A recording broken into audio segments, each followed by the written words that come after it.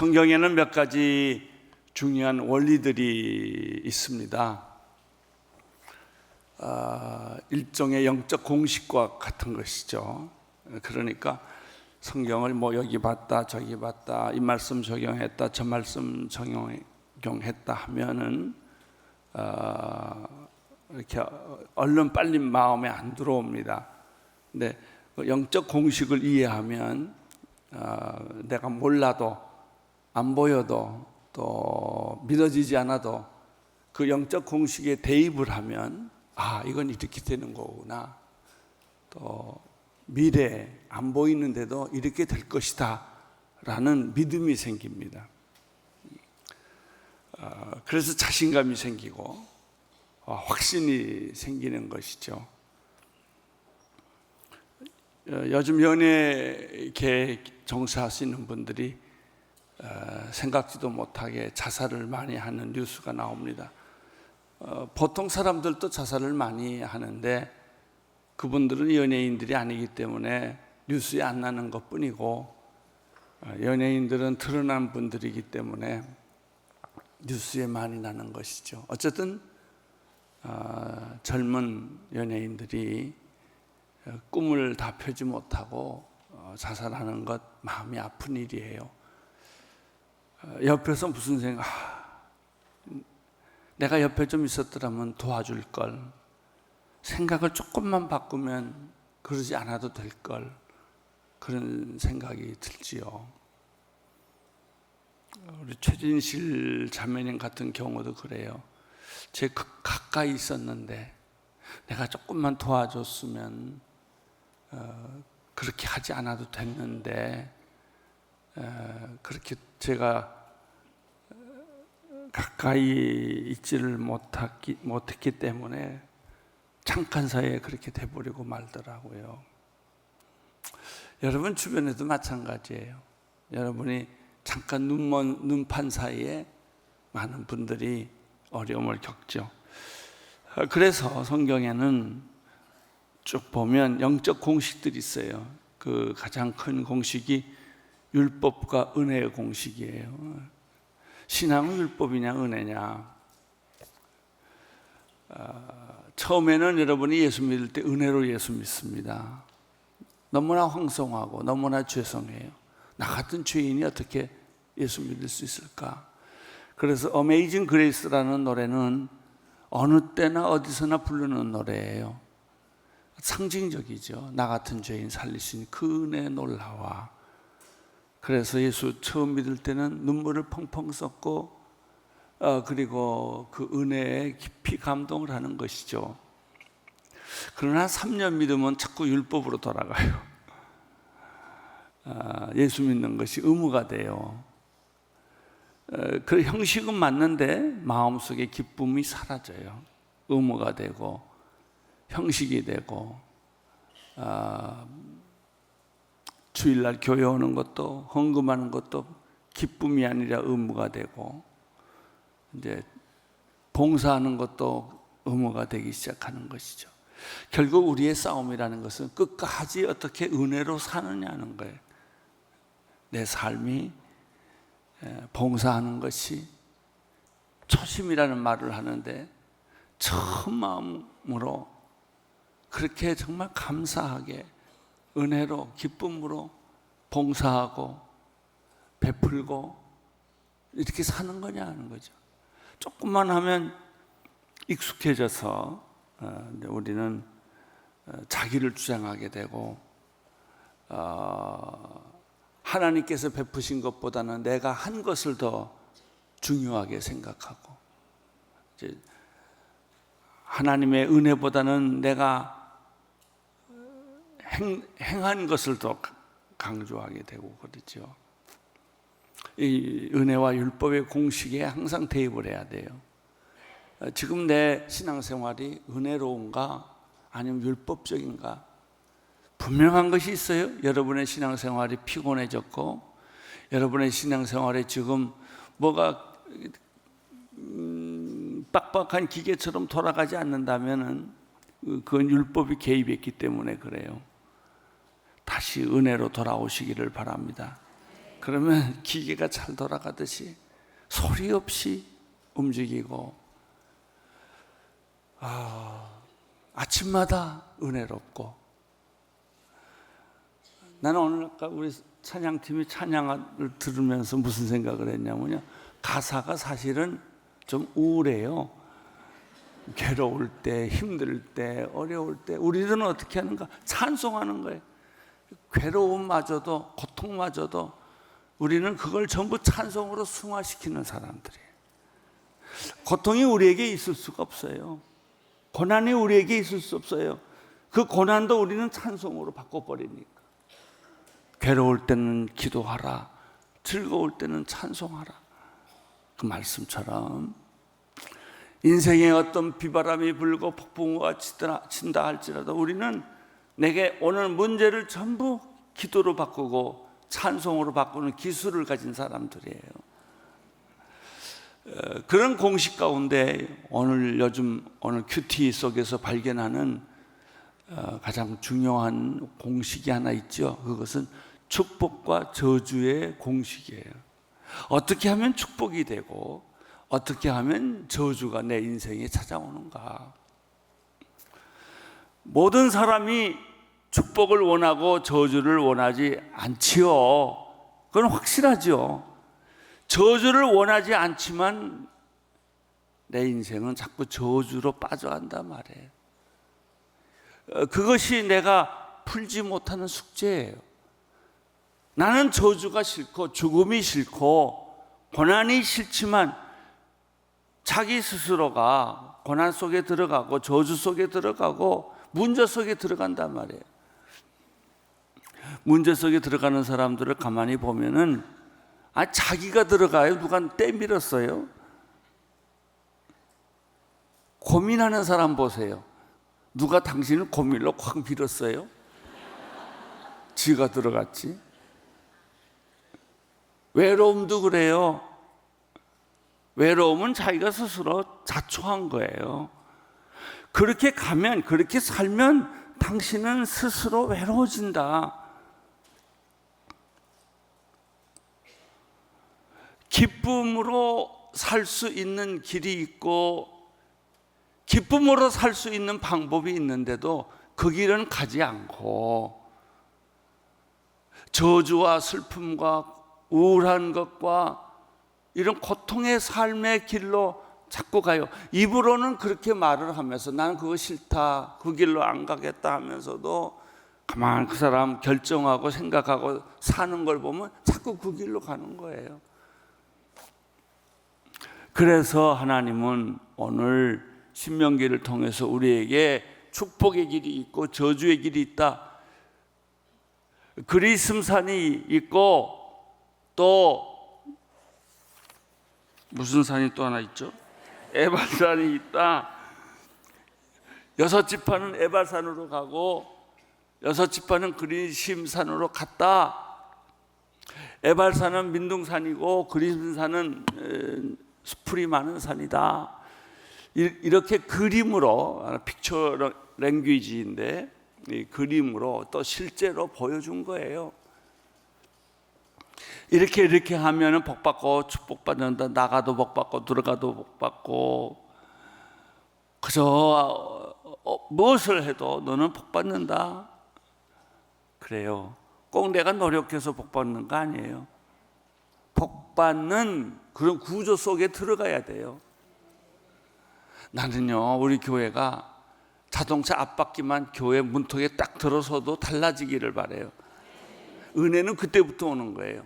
꼭 설교 들어서 은혜가 아니라 우리 온누리교회 들어오자마자 은혜가 넘치고 벽돌을 만지자 말자 은혜가 넘치고, 그래서 교회 들어오는 사람마다 다 벽돌을 만져봐야 돼. 이렇게 기뻐요. 교인들 만나면 기쁘고, 예? 은혜가 되는 거예요. 아침에 계약이 깨졌다가도 교회 왔다 가면 저녁 계약이 다시 성사되고. 어떤 사람이 난 그런 보고 이야기를 해주더라고요. 집이 한 몇 채 있는데 그 집을 팔아가지고 헌금하고 싶은데 그렇게 집이 안 팔린대요.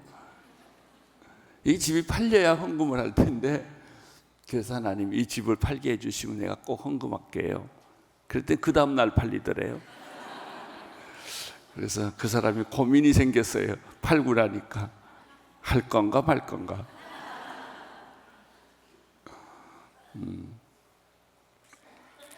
이 축복의 시스템 속에 들어가야 돼요. 축복의 시스템. 하나님의 축복의 품 안에 들어간다면 우리는 무엇을 해도 안 돼도 잘 되고 못 돼도 잘 되고 망해도 잘 되고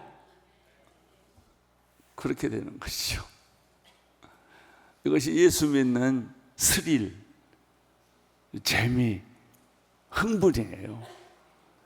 이걸 겪고 사는 사람은 달라요. 매일매일 그런 일이 여러분에게 일어날지어다. 할렐루야. 그래서 자녀 교육도 자신감이 생기는 거예요.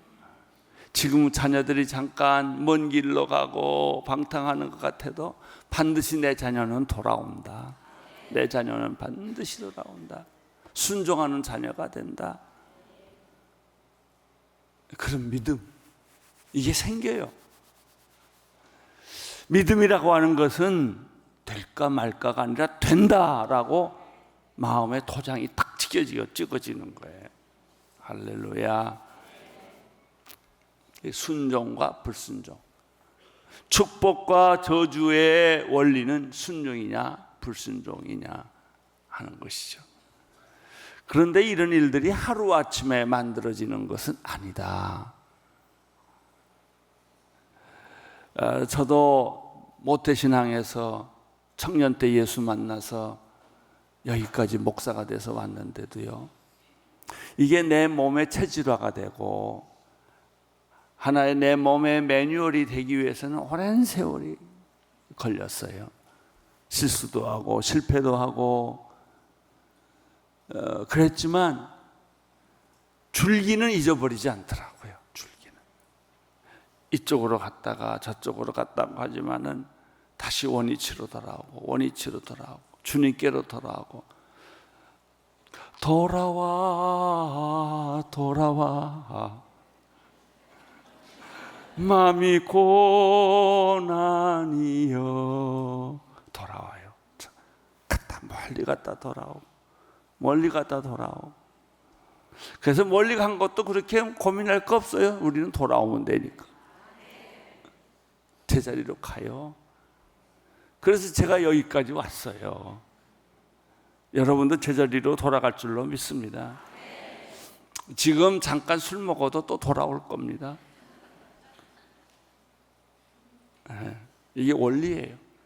축복과 저주의 원리는 율법과 은혜의 원리나 똑같은 영적 공식 중에 하나다. 당신은 축복받고 살 수 있는 자격이 있다. 그것은 순종과 불순종의 원리다.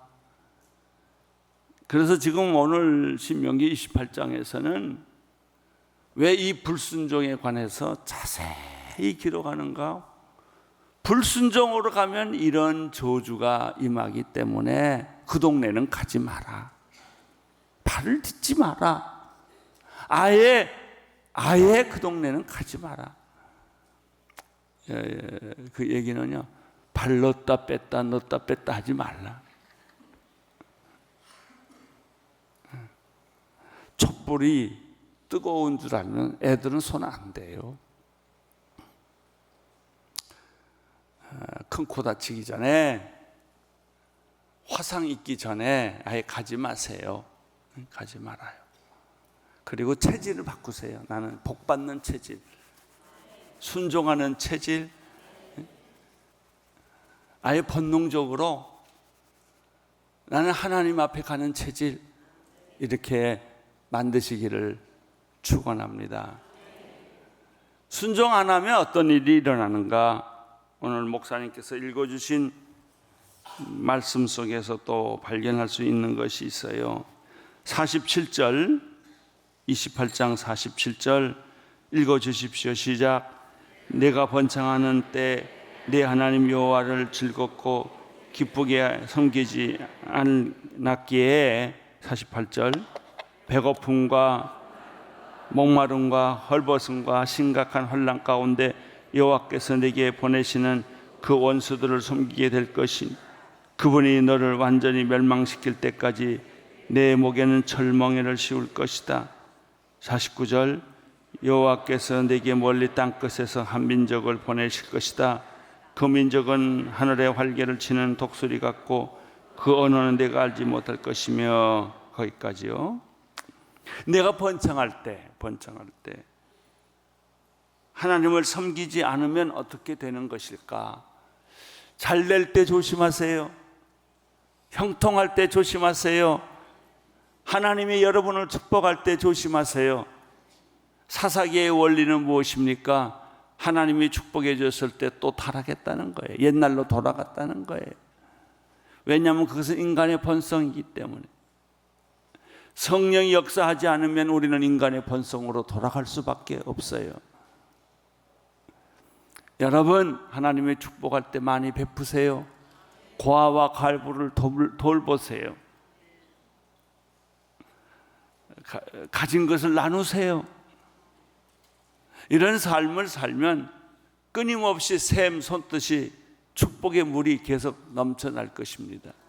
그러나 아끼고 그냥 그것을 움켜쥐고 있는 사람은 있는 거 다 뺏겨요. 이 축복의 원리죠. 나누면 더 많아지는데 움켜쥐면 있는 것까지 다 뺏긴단 말이죠. 내가 번창할 때 새벽기도 열심히 나오세요. 내가 번창할 때 하나님께 더 열심히 경배하고 찬양하세요. 그리고 늘 그렇게 생각하세요. 이건 내가 노력해서 얻는 거 아니다. 그 율법이죠. 하나님이 주신 은혜다. 이게 은혜죠. 이건 내 거 아니다. 공짜로 주신 거다. 덤으로 주신 거다. 그렇게 생각하세요. 아, 내가 이거 받을 자격이 없는데 이런 걸 주시는구나. 이렇게 생각하세요. 황송하다, 감사하다, 미안하다, 이런 마음. 나만 누리기에는 너무 미안하다, 이런 마음. 그 마음 자체가 하나님이 기뻐하는 마음이에요. 우리는 생각해요. 그렇게 살면 세상에서 손해만 본다. 악착같이 살아야지. 악착같이. 일전이라도 모아야지. 어떻게 그렇게 손해보는 짓을 하고 사냐? 안 그래요. 내 원리는 그렇지만 하나님의 원리는 그렇지 않아요.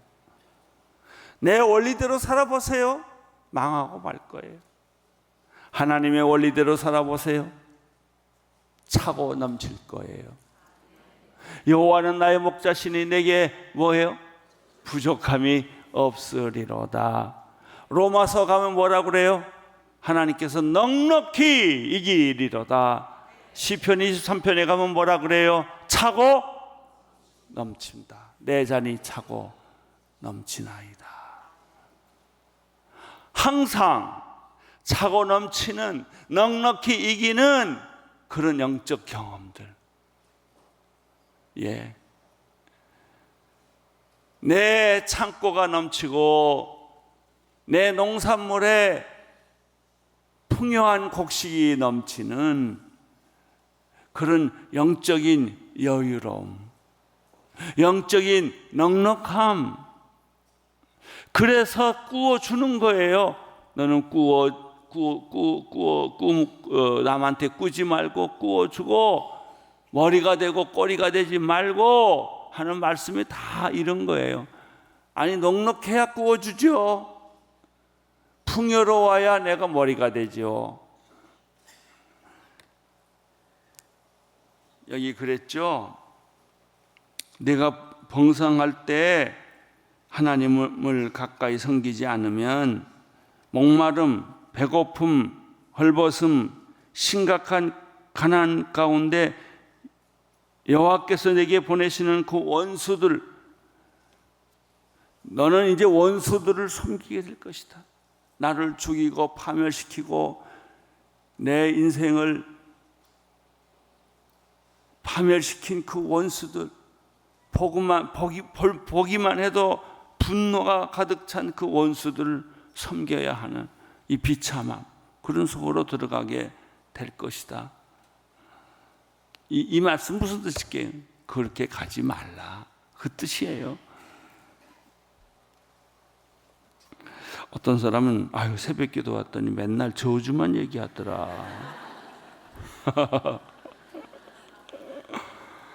저주로 가지 말라는 뜻이지 저주로 가라는 뜻이 아니에요.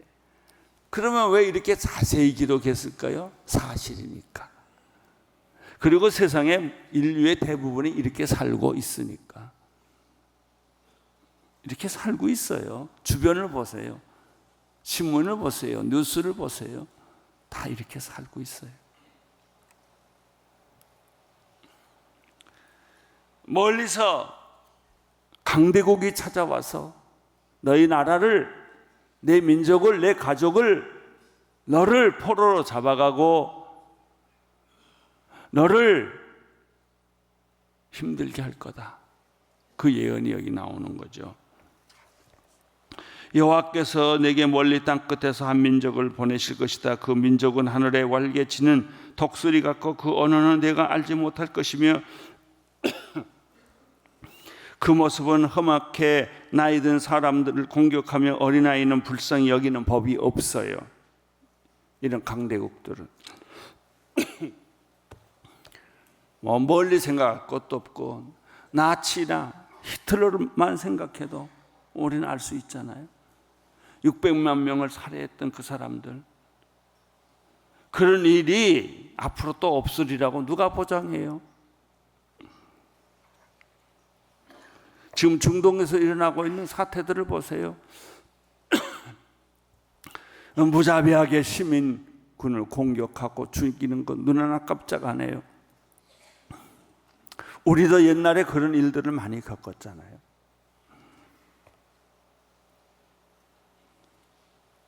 (51절) 읽어주세요. 그들이 내가 멸망할 때까지 내 가축의 새끼들과 내 땅의 수확물들을 집어삼킬 것이니 그들은 내가 황폐할 때까지 곡식이나 새 포도주나 기름이나 내 가운데 있는 가운데 송아지나 내 양들 가운데 어린 양을 내게 남겨두지 않을 것이다. 그들은 내가 믿고 있는 그 높은 성벽들이 무너져 내릴 때까지 내 땅 전역의 모든 성들을 포위할 것이다.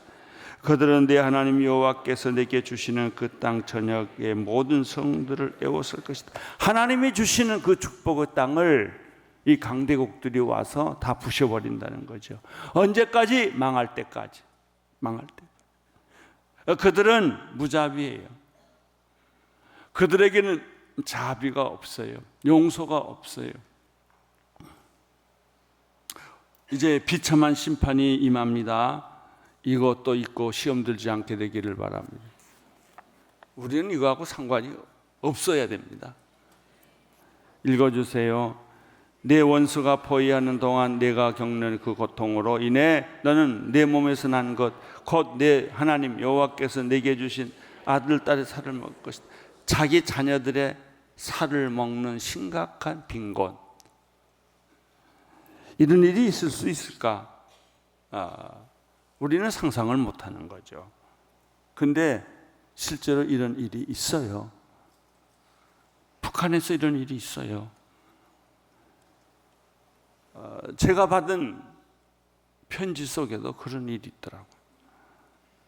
그렇게 썼어요. 자기 자녀를 잡아먹는다는 얘기를 자기는 들었습니다. 오직했으면 그랬을까요? 그게 남의 얘기가 아니더라고요. 우리 한반도에서 일어나고 있는 일들이라고요. 54절 너희 가운데 가장 순하고 마음이 약한 남자라도 자기 형제나 자기 사랑하는 아내나 살아남은 자식을 불쌍히 여기지 않을 것이고 자기가 먹는 자식의 살을 어느 누구에게도 주지 않을 것이다. 그것은 내 원수가 내 모든 성을 포위하는 동안 내게 닥친 고통으로 인해 내게 남은 것은 아무것도 없기 때문이다. 사람이 뭘로 변해요? 짐승으로 변해요. 자식의 살고기 하나를 놓고 이리떼처럼 달려드는 짐승들. 56절, 너희 가운데 가장 순하고 마음이 약한 여자라도 너무 순하고 마음이 약해서 발바닥으로 땅을 밟아보지도 않은 사람이라도 자기가 사랑하는 남편과 자기 딸들에게 악한 마음을 품고 자기 다리에 사이에 나온 그녀의 어린 것과 자기에게 생긴 자식들을 몰래 먹으리니 이는 너 대적이 모든 성에 에워쌌고 몰아쳐서 허기지게 해 아무것도 먹을 것이 없게 했기 때문이다. 이런 일이 과연 있을 수 있을까? 지옥에서는 있어요. 지옥 같은 세상에서는 그런 일들이 있다고요. 그것이 오늘 우리가 살고 있는 이 지구의 한 부분에서는 이런 일이 있어요. 제가 탈북한 과학자에게 들은 얘기는 자기가 정치범 수용소에 2번 들어갔다 왔는데 그 사람들은 북한 주민을 통제하는 방법은 먹을 거래요. 먹을 것이 없어서 먹을 것이 없는 것이 아니라 이 사람은 북한 주민의 굶주림 때문에 쌀 농사 품종을 개발하는 일을 했었대요. 자기는 서울이 자기들의 안방과 똑같아요. 원하는 건 다 가져온대요. 그래서 서울에 있는 품종을 다 갖다 연습을 했대요. 근데 북한의 기후하고 안 맞아서 그거를 잘 쓸 수가 없대요. 그게 북한식 벼 품종을 개발을 해서 완성을 했대요. 보고를 했대요. 내가 개발을 했다고. 그랬더니 그것이 보고되는 것 같은데 한참 지나면 대답이 없더래요. 이 사람이 젊은 사람이 왜 내가 보고한 것에 대한 대답이 없냐? 그랬더니 정치 감옥소에 집어넣더래요. 왜냐하면 그 벼 품종을 개발해서 쌀을 많이 만들어서 인민에게 주는 게 목적이 아니고 쌀을 무기화해서 주민들에게 쌀을 배급을 안 하게 함으로 주민들을 조종하는 도구로 쓰기 때문에 많이 개발해도 문제라는 거예요. 그래서 그 사람이 그것 때문에 2번이나 정치 수용범에 들어갔다가 더 이상 살 수가 없다. 그러고 나온 거예요.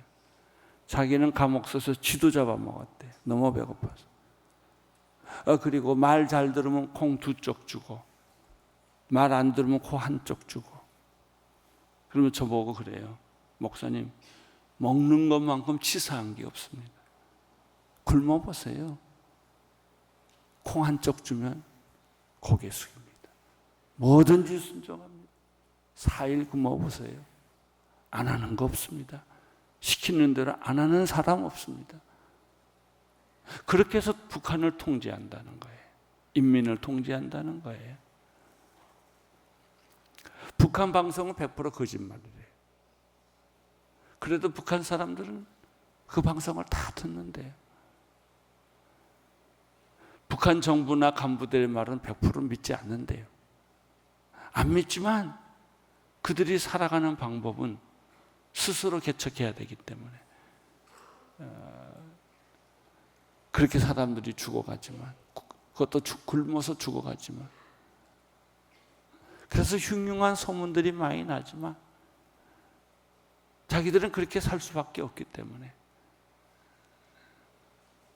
그것이 자기들이 살아야 할 운명이라고 생각하기 때문에 그냥 받아들인다는 것이죠.